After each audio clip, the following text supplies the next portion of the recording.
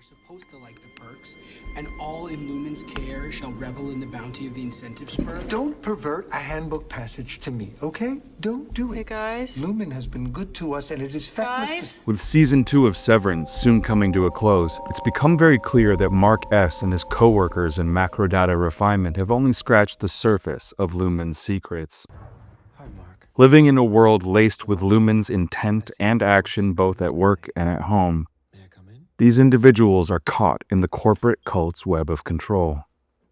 It's sort of ironically odd, then, that the innies, the work halves of the severed workers, seem to possess lives of greater purpose and find meaning in everything around them.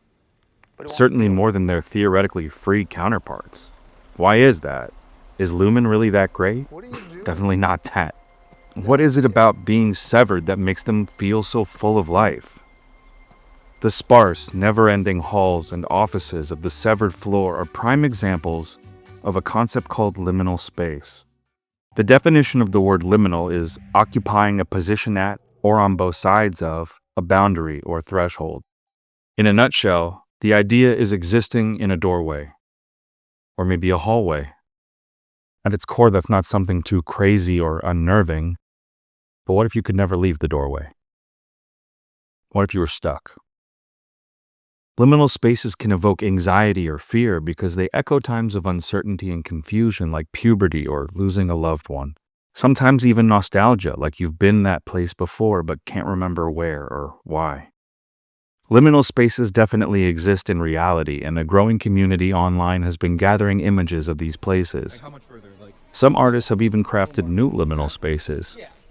In a way, liminality has become an artistic movement not unlike other movements such as Impressionism, Expressionism, Surrealism, but maybe something closer to more internet-born like ASMR or alternate reality games.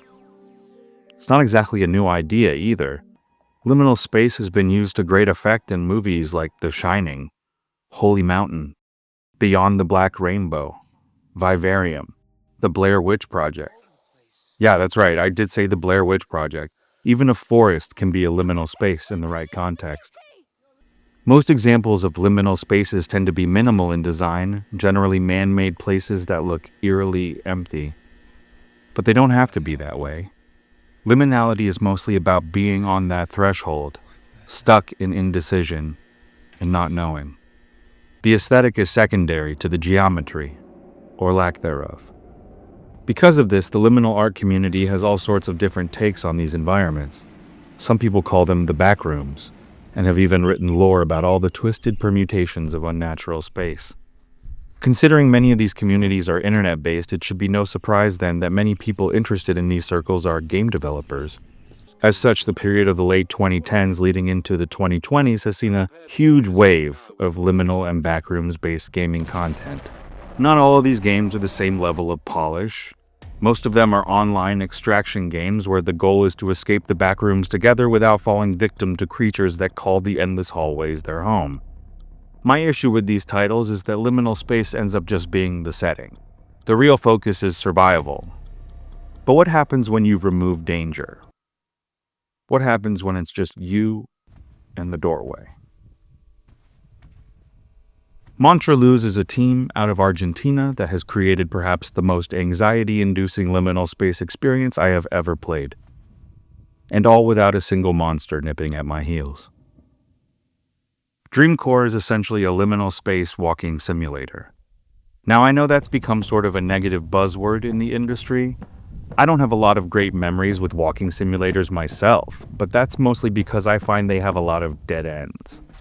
In all my time with Dreamcore, I never found one dead end. There was always another doorway.